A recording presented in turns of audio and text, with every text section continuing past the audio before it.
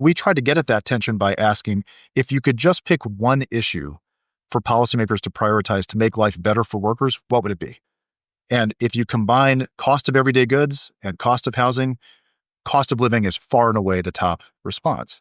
The least popular answer is tariffs, right? So here's the president's signature policy agenda on behalf of workers, trade protectionism. And it ranks not just the lowest among all workers, but also the lowest among workers who supported Trump.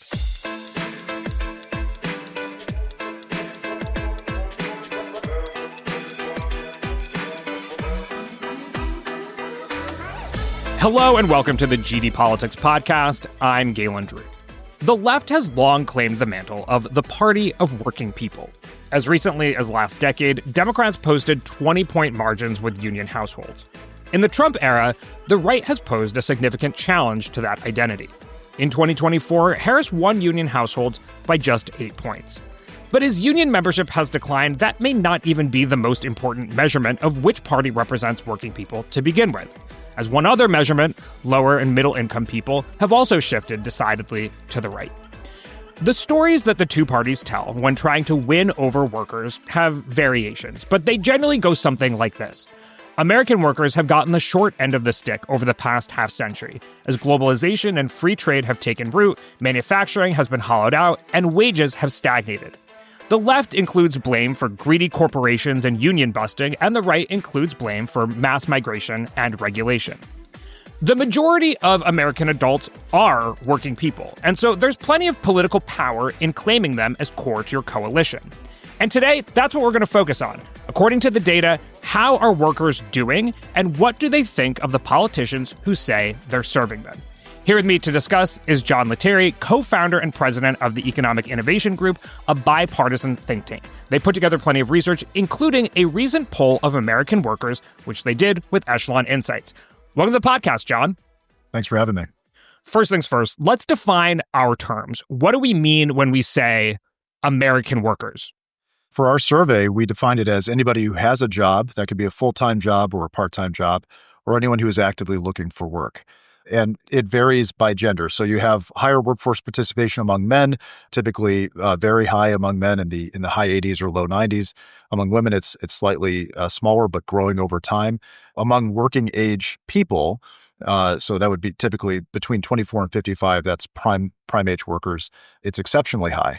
But you're talking about a workforce of about 160 million people, depending on exactly how you define who's a worker. Do you think that either party can claim the mantle of the party of working people today? No, I think this is one of the big jump balls of American politics right now. Both parties clearly aspire to that. And I think it's one of the fault lines of American politics where both parties are jockeying to claim that mantle, but neither one has really successfully claimed it. And you see that, I think, backed up pretty clearly in the survey evidence where workers themselves and voters in general are pretty split on which party is better for American workers and their interests. Why are we in, I guess, a moment right now where it seems like such a jump ball? Well, first, I think there's certainly a realignment happening in the Republican Party where they are not taking for granted that the party of workers belongs to Democrats, right? And you have in recent years, and this coincides with the rise of Trump, where not just the president, but many others in the Republican Party are much more bullish on their ability to put together a diverse working class governing coalition of voters that can keep them electorally competitive for the foreseeable future. And so you have folks like Josh Hawley after some of the recent elections saying the Republican Party is the multiracial working class party in American politics today. I think just the fact that both parties want to compete and are so explicitly competitive on that battleground itself is why, the first reason why it's a jump ball. The second reason is because you have these dramatically competing narratives for what's going on with American workers, what are the challenges that they're facing, and what kinds of solutions are necessary to solve those challenges.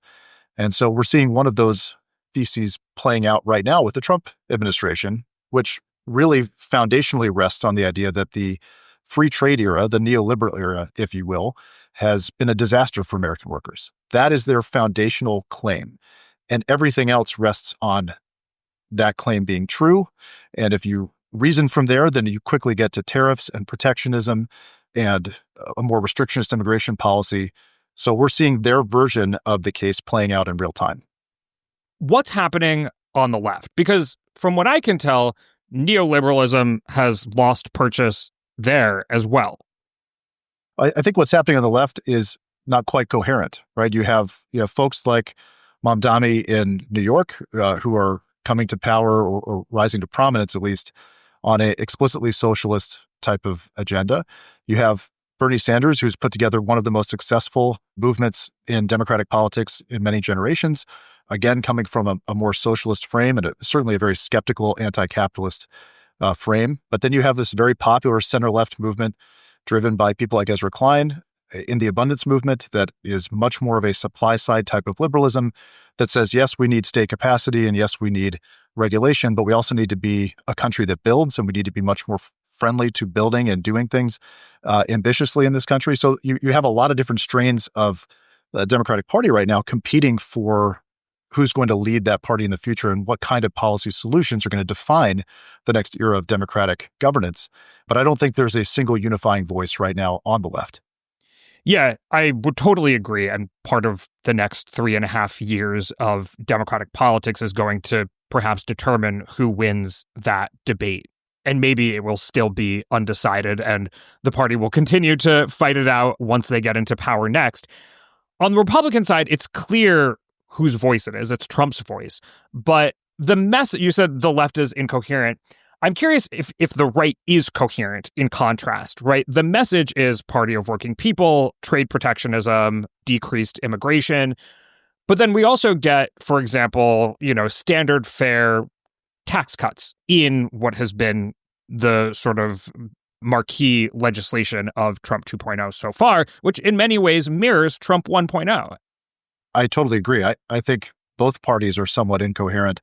The difference is Democrats are now reacting to a Republican Party dominated by Trump that is explicitly making a play for the party of workers, right? Even making a play for organized labor in a way that has never been true in the modern era. But Republicans are actually governing and they have total control of government. And as you said, there's this mix of different ideological strains that are still trying to work their way through to a coherent agenda. I would say unsuccessfully. It's not even that the party's not coherent. It's that it's often working at cross purposes with its own goals. And so you have, as you noted, a Republican agenda that has included a major tax cuts bill that could have in many ways passed under any Republican administration. But you also have a trade protectionism that is unlike anything we've seen in the modern Republican Party, really unlike anything we've seen in modern American politics. You see a restrictionism on immigration. You see a skepticism towards free markets as well. That's just kind of at a fundamental level, a departure from what we've seen in the modern party.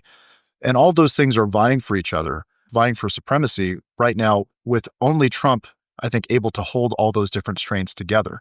But what's also interesting is you see in our survey that there's a pretty big delta between the Trump economic agenda and what workers, including Republican workers themselves, say they want, say they're concerned about, say they want to see policymakers prioritize. So that's also in tension here, is that you don't have a clean alignment between the party's own workers and the party's agenda.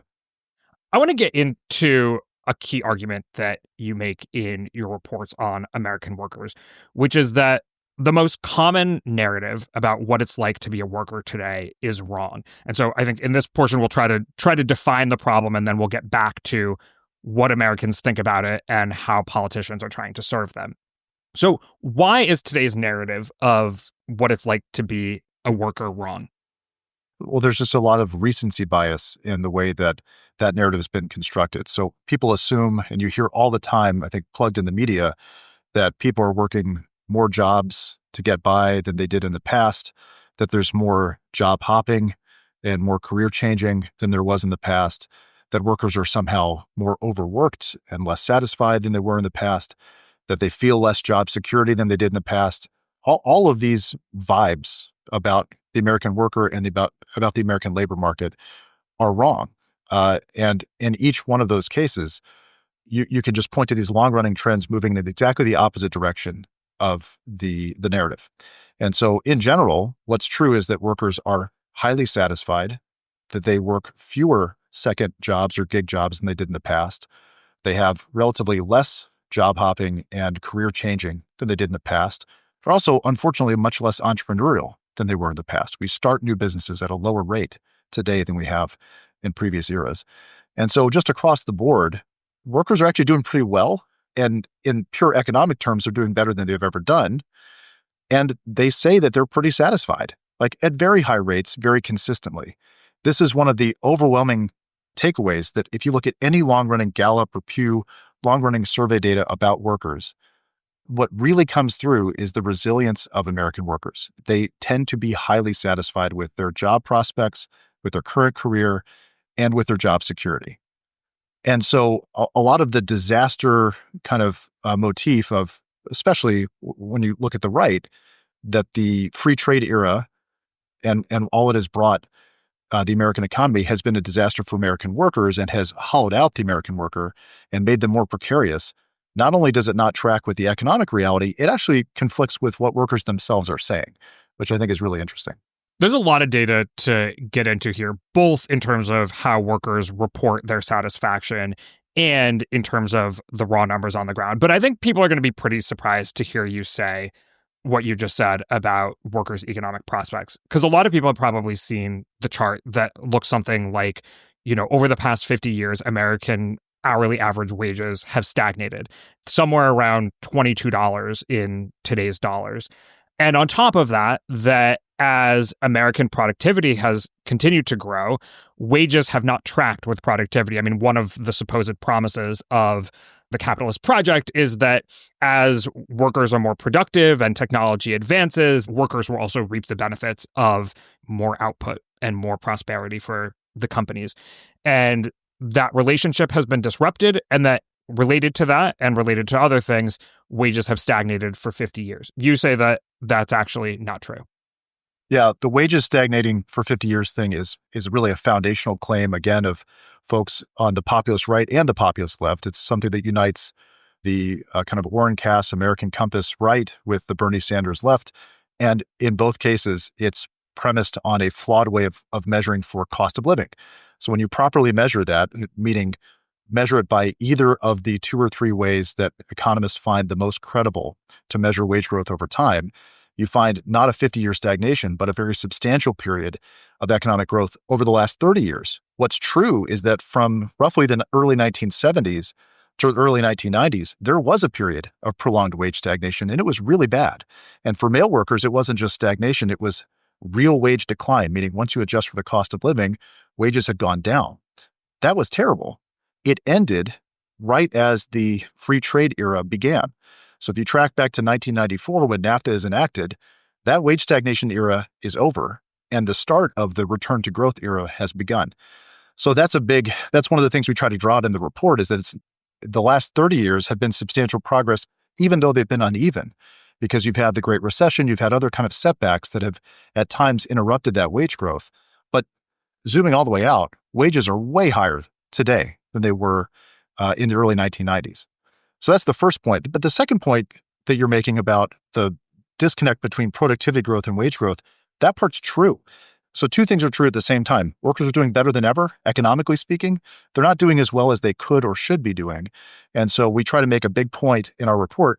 We do not believe we should be satisfied with the status quo. We just don't think we should rest all of our premises for policymaking and other assumptions on a flawed reading of the wage data, which so many people do, unfortunately. Yeah, I mean, you can find this information published by very credible research centers like Pew Research or whatnot, and even like the American Enterprise Institute, which is certainly not anti-free trade, will suggest that there's a live debate over how to read consumer price index data and how to consider it when you're judging how wages have done over the past 30 to 50 years. Why would you say that sort of the way that you calculate it, which suggests that wages have risen over the past 30 years, is the best? Like, we kind of do a segment on this podcast called like good data, bad data, or not data, with the premise that, you can put numbers to anything. You can find data that will suggest just about anything you want it to suggest, but that doesn't mean it's good data. Why is this the best read on wage data over the past 30 years? Because this is such an important point. Yeah, I appreciate the question. This is why we devoted a whole appendix on methodology to this very question, because it is so important. And I'll just say the two response essays to our report were from Paul Krugman, obviously a Nobel laureate, left-leaning economist, and Michael Strain, who is a right-leaning economist at the American Enterprise Institute. And they both agreed and strongly affirmed that central premise that wages have gone up, we could be doing better, and that both of those things are true at the same time. The simple answer is that when you calculate change over time in something like wages, you have to pick which way you deflate the wages, meaning how do you factor in inflation? And the Census Bureau itself says not to use its own data the way it's been used to produce that 50-year stagnation chart. So that the agency that produces the data, take it from them that this is the wrong way of looking at it. And that the right way of looking at it, meaning the one that has the broadest consensus among top economists on the right and left and center, using the correct methodology, you get very significant wage growth. And that would be true, again, of EPI, a left-leaning think tank, and AEI, a right-leaning think tank. In your report, you focus on the median worker, which makes sense. You have to present this data in some ways. But perhaps one of the biggest issues that Americans have taken with economic performance of the past 30 or so years is that the economy has bifurcated into the haves and have-nots. And so you could look at, a report that just focuses on the median worker and say, well, this doesn't really reflect how much worse what it's like to be a worker has become over the past, say, 30 years, because we're just looking at the median. And so if the argument is that we've become bifurcated, it wouldn't capture that sort of data. What do you say? Yeah, that's why you can break out wage trends. We look at the median because we're trying to approximate the typical worker, right? But no worker is the typical worker for any prolonged stretch of time, right? Workers will go up and down the wage scale. And so where a given worker falls in the broader wage distribution is going to change based on where they are in their career and all kinds of other factors. But you can look at this based on deciles. You can say, how is the worker at the 10th decile, the 10th percentile doing versus worker at the 90th percentile. So workers very close to the top and workers very close to the bottom. As it turns out, over the last 30 years, as you might expect, workers at the 90th percentile have done very well. But right behind them, in terms of the rate of wage growth, are workers at the 10th percentile. So it's actually really instructive to look at that percentile-based, decile-based wage graph, because it shows that the median worker lags most other workers in the economy. That when you look at workers at the bottom and at the top, they're doing better than the median worker over time. So all that means is this is not just an isolated phenomenon. It's not just something that's happening at the top or in the middle. It's happening across the broader labor market. Again, with stops and starts. During a recession, marginally attached low-income workers, they're going to be hit way harder than high-wage workers, and they have less to fall back on. So this is not to say we have nothing to worry about, but it is to say that wage growth that I'm talking about has been felt throughout the labor market, not just in one corner or another. Yeah, I was going to say, in looking at those charts, it looks like most recently, the workers who are worst off among us have done quite well. And so that 10th percentile worker who's made significant gains and comes in just behind the 90th percentile worker has experienced a lot of those gains in the post-COVID era, but it doesn't seem like they have done particularly well compared to the rest of American workers or the rest of the economy in previous decades.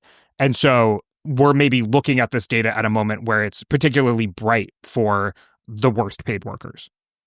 Absolutely true. But I think the point stands that it hasn't been stagnant at the bottom. We haven't seen wage declines at the bottom. We see different rates of growth over time, absolutely. But when you consider, again, the last 30 years, you're seeing really strong broad-based growth. But the challenge and the headwind, and I think this is becoming even more true now as we look at the most recent data, is that the runaway cost of living and inflation have really eaten into the gains that workers would have otherwise had. And so while in general, they're above water, wages are keeping pace and outpacing inflation overall. Inflation is a real pain point in the economy. It's a real pain point for workers. And again, as you ask them, what is the thing you're most upset about? That's the thing on the top of their mind. So again, the question for policymakers is, what do we do with this wage data? What should it tell us about the economy? I think the answer is we shouldn't base our ideology here on 50 years of stagnation. That's just not credible. But we also shouldn't base it on everything's hunky-dory and there's no problem to solve here. There's a lot more we could be doing to unlock that potential for American workers. Hey there, listeners. Sometimes you get so carried away with a conversation that you forget to actually cite the data that you've been discussing for the past 10 minutes. This is one of those instances, so this is future me chiming in to let you know what the report from the Economic Innovation Group actually said. Here's the data. From 1980 to 2023, hourly wages for the median worker grew by 36% after accounting for inflation. Now, that sounds pretty good, but the rate of growth has declined compared with the 30 years before that. So average hourly wage growth from 1950 to 1979 was 57% for an annualized rate of 1.6%. Each year, wages grew on average by 1.6%. That dwarfs the 1980 to 2023 period, during which average hourly wages grew by an annualized rate of just 0.7%, again, for a total of 36% over those years. So wages are still growing, but not as quickly as they were before. Okay, let's get back to the conversation. And I will just say here, so I don't have to interrupt us later on, if you're enjoying listening to this conversation, go become a paid subscriber to the GD Politics podcast at gdpolitics.com. Paid subscribers get about twice the number of episodes. They can join in the paid subscriber chat, all that great stuff. But most importantly, paid subscribers make conversations like this possible. So go to gdpolitics.com. Okay, let's get back to the conversation that we were having now that we have the data to back it up. Here you go. Yeah, I was about to say, on one hand, this is, a positive report.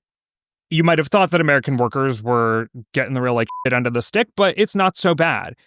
However, it seems like, at the very least, people are not satisfied with the way things are. And you hear all the time, like when you ask Americans what's the most important issue facing the country, oftentimes it's economic, it's currently prices of things. But, how did we get to this place where the narrative is so strong about American workers doing poorly if you're saying that actually it's not so bad?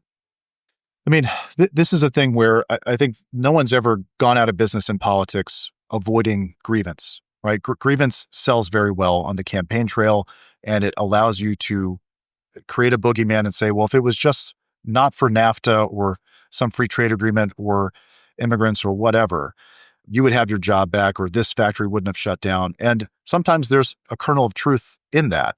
But most times it's, at the very least, a large exaggeration of reality and often a direct contradiction of reality. And so I think part of the reason that we think things are going badly for workers, or that that's become a popular narrative, is because anything that is going wrong, look, we have a huge labor market. I said earlier, there's 160 million workers in this country.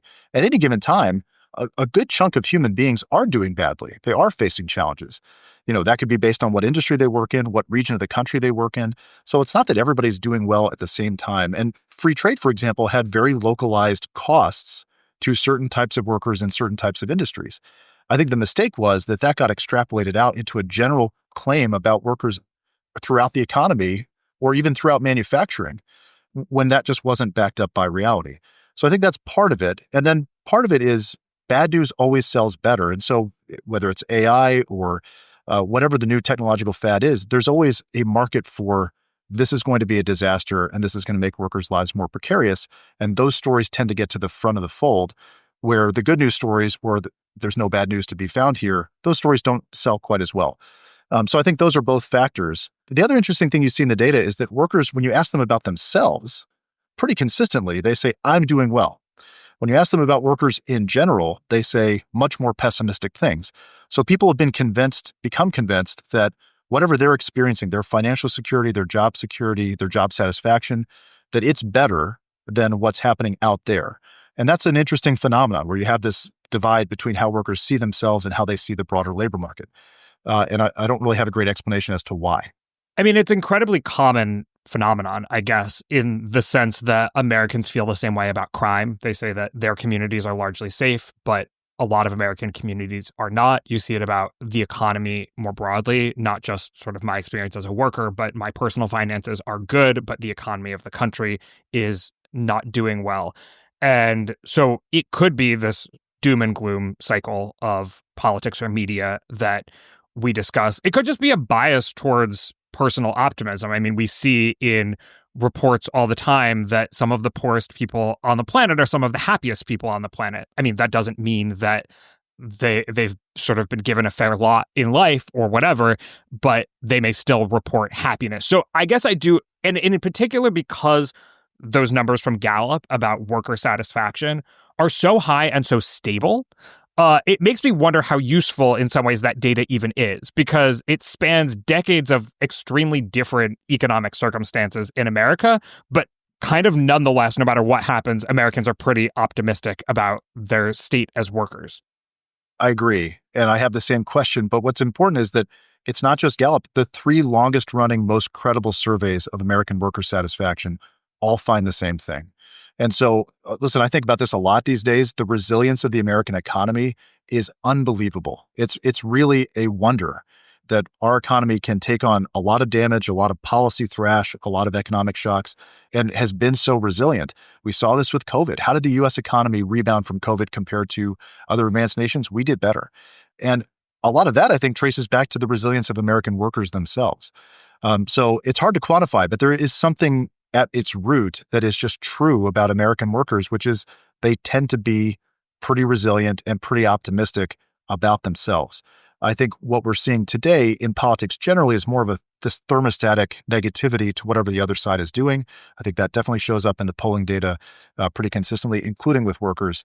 But I really, the most credible thing we can ask them is, how are you doing, right? Yeah. Anything beyond how are you doing is a speculation. When they start to speculate, they get more negative, but it's how are you doing that really matters. And again, it's pretty positive on balance. There is some data that makes me think maybe there's more credibility to the dourness around the American worker and Americans' economic lot, which is the percentage of folks' income that is spent on housing and childcare, for example. I mean, if you look at the 1980s, Americans are spending about 20% of their income on housing. Today, it's more like 30%. If you look at childcare in the 1980s, it's like 6 to 8%, whereas today it's more like, 15% or more. I mean, it just varies wildly depending on where people live. And those are such personal things, your home and your family and the sort of maybe confidence in being able to afford to provide those things are so personal as well that maybe that hits particularly hard. And so I guess that's a different way to measure how American workers are doing. And it happens to coincide with the thing that they're telling us they're most upset about: costs. The affordability question is, it trumps everything else by a mile when you ask them, what's your top concern and what do you want policymakers to focus on? So again, these two things can be true at the same time. By the measures we have, workplace safety, job satisfaction, et cetera, the trend lines are moving in a very positive direction for workers over time. But if you look right now, and really going back to, in the middle of the COVID period, the thing that has been top of mind for workers in terms of frustration and anxiety has been the cost of everything is too high. Cost of everything is too high. Housing is a huge flashpoint, which is why I think you had all four presidential and vice presidential candidates in 2024 talking about housing for the first time in my adult lifetime, at least. That was a top tier issue in American politics. Well, that's for good reason, because at least in our survey, we found 9 out of 10 workers agreed, only 3% disagreed that the cost of housing had gone too high. And the vast majority of those wanted a much more robust federal government role in what has traditionally been a local policy issue, housing regulation. And so that's a real pain point, and something that, again, as I said, has eroded the kind of progress that workers would have otherwise experienced, because the cost of things from everyday goods to major purchases like homes and autos has been skyrocketing in recent years. That's a clear area where policy can help. And when it comes to workers' perceptions of the two parties on those issues, you asked, how do you view Republicans and Democrats on things like cost of living, taxes, trade, immigration, the interests of American workers? Who do Americans trust to solve those problems? Yeah, it's a mixed bag. What stood out to me is that neither party has a commanding lead in any of those areas, right? It's a really split workforce when it comes to who's best on any given hot button issue that you may look at. And it's flipped just a little bit from when we asked some of these same questions last year. But given that this is the signature priority, right, for American workers, I think the most important way we can assess or should assess the president's job performance so far is on the question of affordability and inflation, right? And when we ask that question, Trump gets the worst marks of any area of the presidency we asked about on inflation and cost of living. So to me, if I'm in the White House, that's what's setting off every alarm bell for me. This is the issue they were upset about in 2022, 2023, 2024. Here we are in 2025. The one lesson that should have been learned from the Biden presidency is that if everything else in the economy is going well, but inflation is too high, that's how workers are going to judge, how voters are going to judge the economy as a whole. Doesn't matter if the job market's strong, doesn't matter if GDP growth is strong. None of that matters. If inflation is too high, that's the measuring stick for whether the economy is doing well or not. And I think that very much costs Democrats the election. Trump has come in with a promise and a mandate to lower prices, to bring cost of living down. And workers are giving him the lowest marks of any issue we surveyed on that question. To me, that is a 5-alarm fire for the White House. And really the only thing that matters, because he could be doing better and the Republican Party could be doing better on immigration, on crime, on all these other things. But if past his prologue, if he's failing on inflation, that's going to be what determines his governing success and the Republican Party's electoral success in the midterms and beyond. Yeah, this is a place where there seems to be conflicting perceptions amongst the public, because it seems, according to your polling data, that Americans are more inclined to trust the Republican Party on things like trade and immigration. And going into Trump's second term, Americans were actually pretty positive on tariffs. It got complicated quickly when you asked, well, how much more would you be willing to spend on a pair of blue jeans in order to levy tariffs or whatnot? But it seems like at least the message is somewhat popular, or has been somewhat popular. Crack down on immigration, levy more trade barriers that protect American manufacturing, or onshore things like that. But then they don't seem very happy about how it's all played out in real time. Maybe the Trump administration will argue well, this is a multi-year project and it's just going to take some time. But this is ultimately a political question too, because how long Republicans have to try to implement these things is determined by the voters. How do you make sense of that conflict that we see in the polling data about what Americans say they want on policy, but then how happy they actually are when it gets implemented? It's a great question. And on immigration, that, the issues that we surveyed, that's the one where Republicans have the biggest lead. They have a more than 10-point spread over Democrats. But even still, it's only 41% to 30% in favor of Republicans. It's not like either party is running away with these things. And that's as wide as the spread got. When we ask about trade, it's half that spread, 36 to 31 in favor of Republicans. I think part of how we address the disconnect is not just how voters feel about a specific issue when you ask about them, but what is the intensity of feeling about that issue relative to other issues? And the intensity of feeling about immigration was very high in 2024, but the intensity of feeling about inflation and cost of living was higher and is higher today. So we tried to get at that tension by asking, if you could just pick one issue for policymakers to prioritize to make life better for workers, what would it be? And if you combine cost of everyday goods and cost of housing, cost of living is far and away the top response. The least popular answer is tariffs, right? So here's the president's signature policy agenda on behalf of workers, trade protectionism. And it ranks not just the lowest among all workers, but also the lowest among workers who supported Trump. And so, I think that's the key thing here is what do they actually want you to do? They may say in the abstract, yes, I want more border crackdown. I think that's true. And that's why they give the Republicans the edge on this. But if you're trying to help me as a worker, what's the thing I feel most threatened by?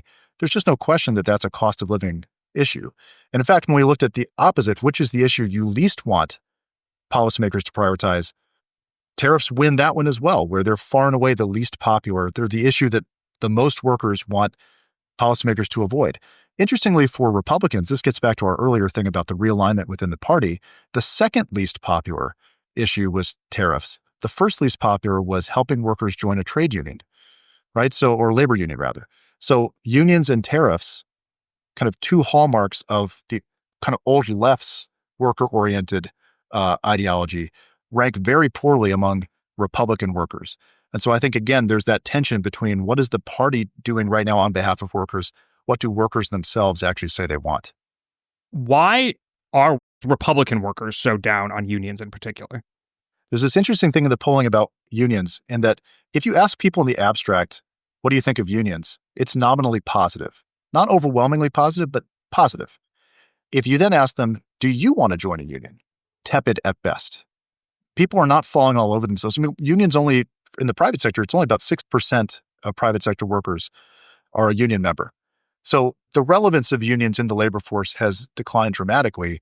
And I think they still, from a branding perspective, have a nominally positive brand, but it's not something that workers feel like, I need to be a member of a union to get ahead. The polling just does not back that up.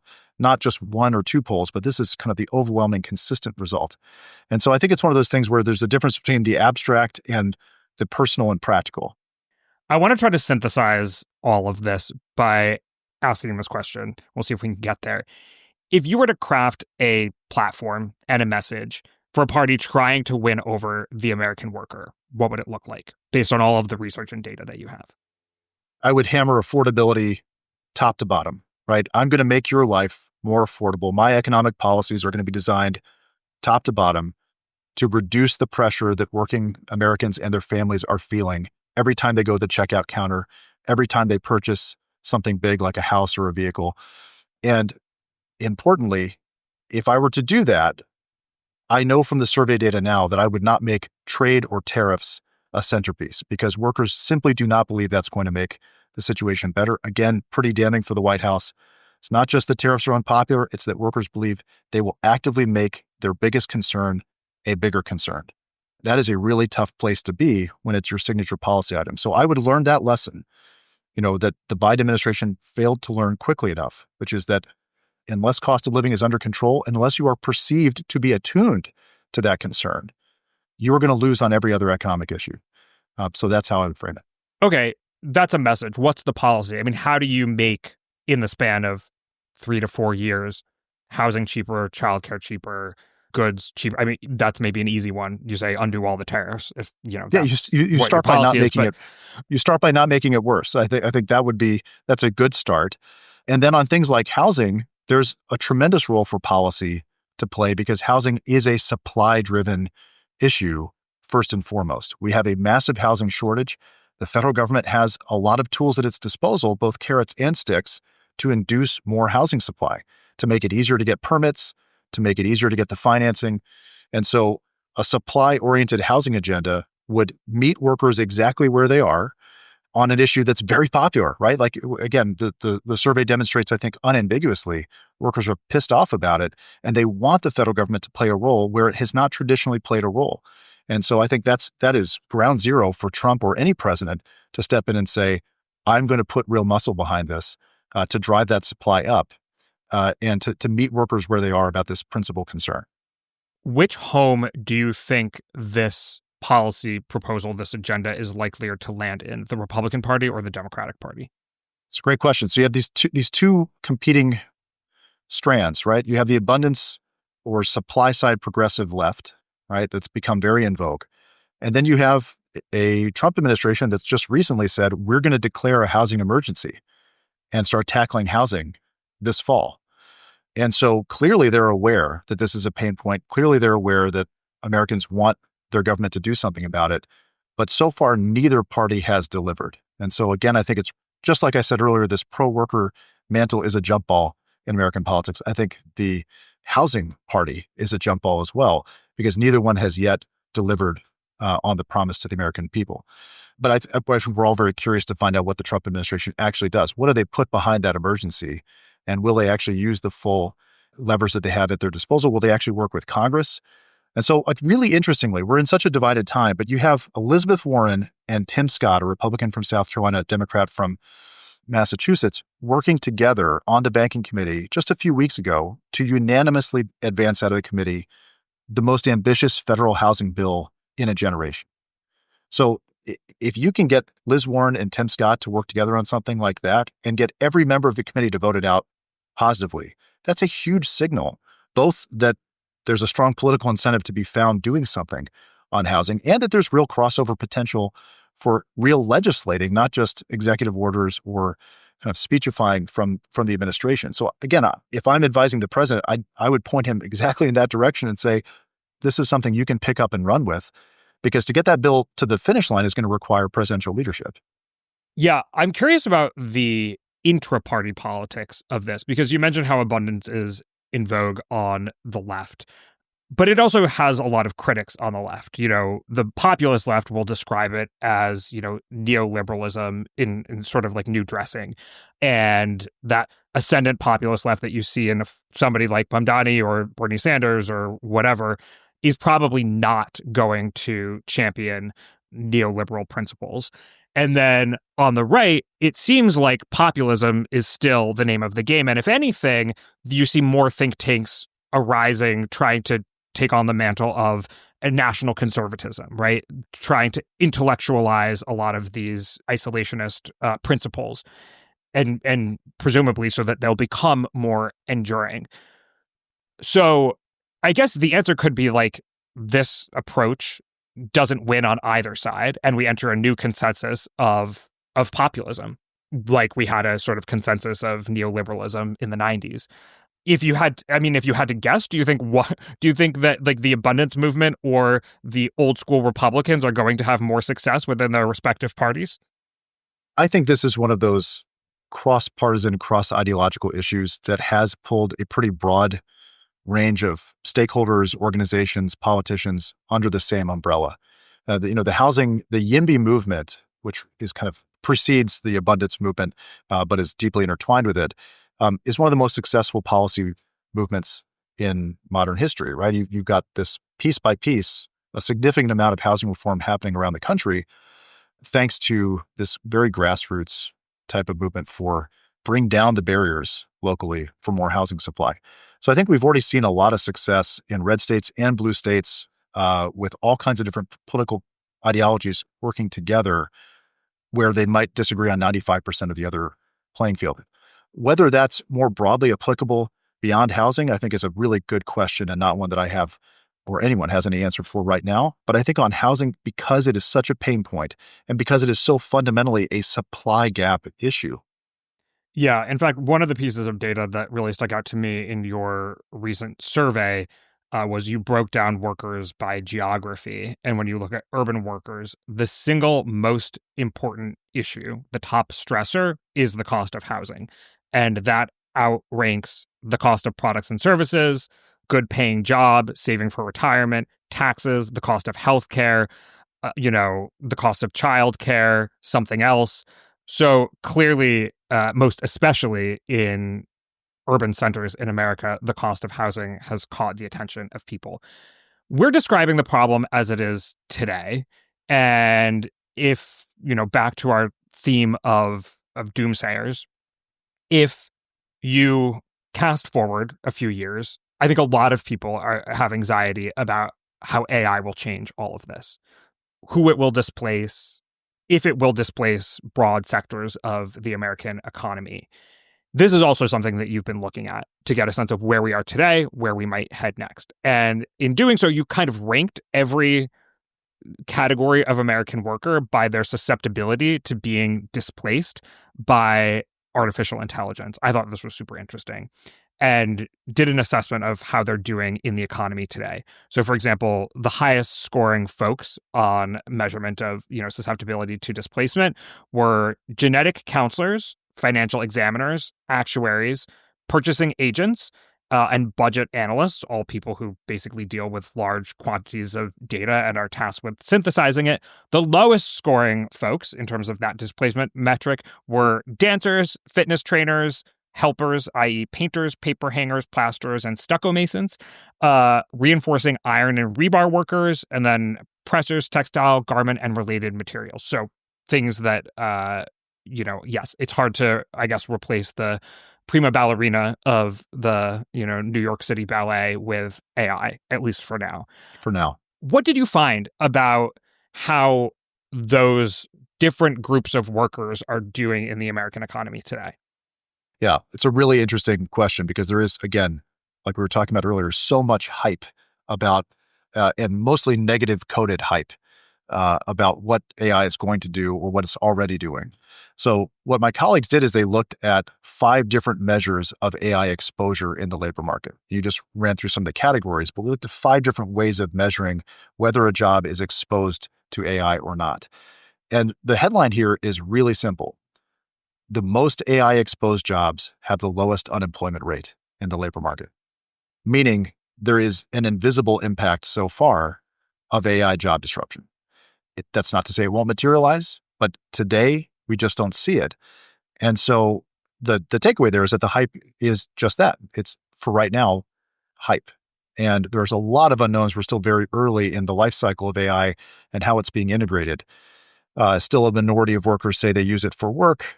Barely half say they use it for their personal life. So, we're still on the early end of this. But I think there's a bigger and really interesting debate to be had about whether that's a good thing or not, whether the lack of disruption is good.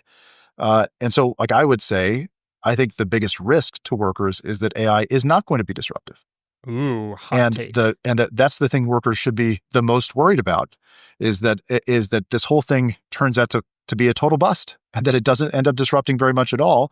And we don't get the upside of that disruption, right? Every other major technological advancement we've had has ended up being a huge net positive for workers. Why? Because it led to productivity gains that led to better economic growth, which led to improved standard of living.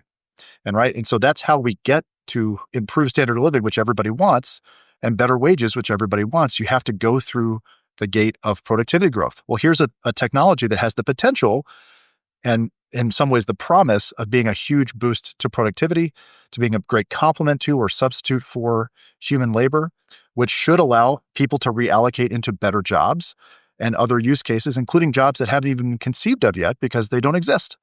And they won't exist unless AI is highly disruptive.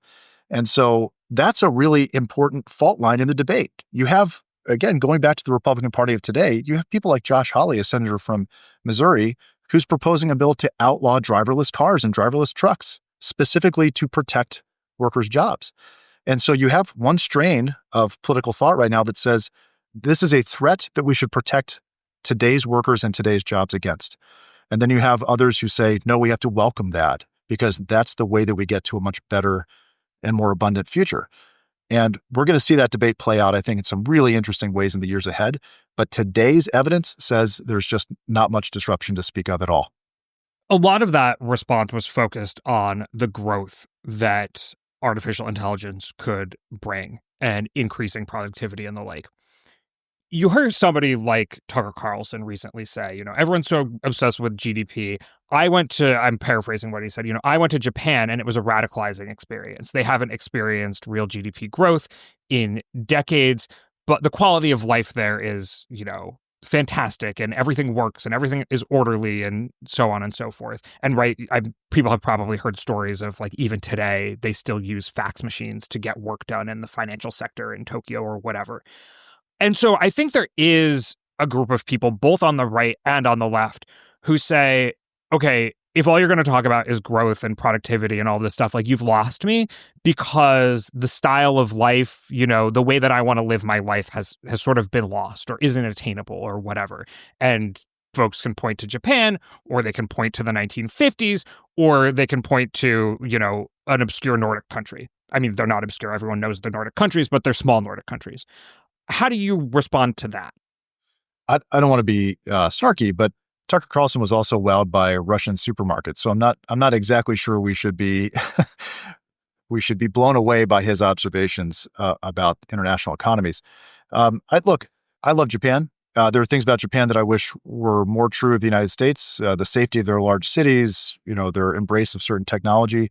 But that's a techno-driven economy if there ever was one. I mean, the Japanese are really open to technology, and in many ways, they have to be. They've got a much worse demographic situation in their country than we do, where it's a much more rapidly aging society. There are fewer workers for retirees.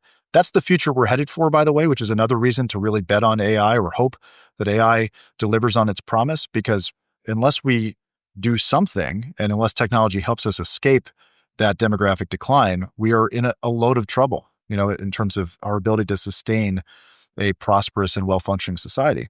So I think there are certainly things to learn from countries like Japan. I would also say, just personally, I don't think the economy is everything. I don't think financial success is everything, but it sure does help when we have a booming economy and where people are incentivized to tackle big challenges, curing diseases, making things easier for parents, making things safer in terms of cars or homes.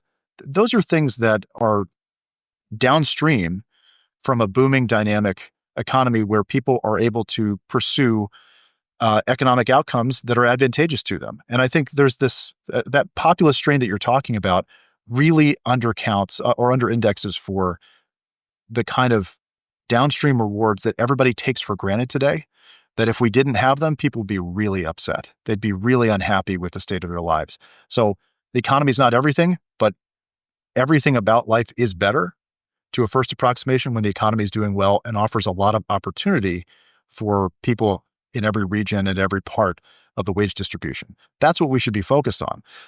And I think people like Tucker just consistently misunderstand that reality. Yeah, I think in politics, it is hard to argue the counterfactual, though, of like, hey, you may not be happy with the economy today, but just imagine if we'd not experienced the growth that we have. I think that, people say that when you're explaining, you're losing. I think that that probably applies in this situation. Starting with the pandemic and the separation or the sort of like uncoupling of sentiment about the economy with the actual data about the economy, people feeling a lot more down about the economy than the underlying data would suggest. Some people started explaining it as, well, Americans are just expressing their dissatisfaction with just about everything by saying that the economy is doing poorly because it seems like something that encompasses everything. And so you may be dissatisfied with any number of things in American life that aren't directly related to growth, or you may have a lot of anxiety about the future of the country that just get baked into how you respond to these kinds of survey questions. What do you think about that sort of explanation for where we are in terms of the story that we tell ourselves about our economy? I think that works for me on some level. I have a more basic story, which again is kind of an inversion of conventional wisdom, something we've written about before, which is that people are instinctually afraid of change and they think of too much change as being negative disruption when what they should actually be worried about is too little change. And our economy has been too little changeful. The dynamism that has historically powered our economy has been at such a low ebb for the last 20 plus years that I think people are actually feeling the effects of that, right? What I said earlier about like certain trends for American workers, it's not to me necessarily a positive thing that people are less geographically mobile than they once were, that people stick around and are more stuck in place. But that's less disruption at some fundamental level. You're not moving. But that disruption has actually been really healthy for the American economy and for American society in previous generations. The irony that the economy and the society that people like Tucker Carlson are nostalgic for was a much more disrupted age is not lost on me, right? I think people long for this period that they think was somehow stable. It was not stable. It was highly dynamic, highly disruptive, and produced great outcomes, rocketing productivity growth, rocketing increases in standard of living, much more broadly diffused benefits for American society than what we've seen today and in the last 2 decades. So I think that's the thing that I would want policymakers to guard against the most is the kind of incorrect assumption that the way to make people happy is to have a very stable, static, guarantee type of economy rather than one that is highly dynamic. And talk about things that are impossible to sell to the American people. That's one of them. It's impossible to message that one, but it's true. And we see all kinds of ways in which it's true. Yeah, I mean, I think that point is really interesting, but you also brought up a word which we haven't exactly addressed head on yet, which is happiness, and how happiness may not be the same thing as prosperity. There are pretty stable, static, whatever, like the Nordic countries are the happiest countries on earth. I wonder about that as well, and what the political appetite is for designing American life to be more focused on those metrics versus economic. What I think is that we should have an economy where you can do both and where both go hand in hand. And one sign that things are not right and not what they should be is what we see with, this is my personal view, marriage rates, childbearing, people starting families and investing themselves in families and all that comes with that.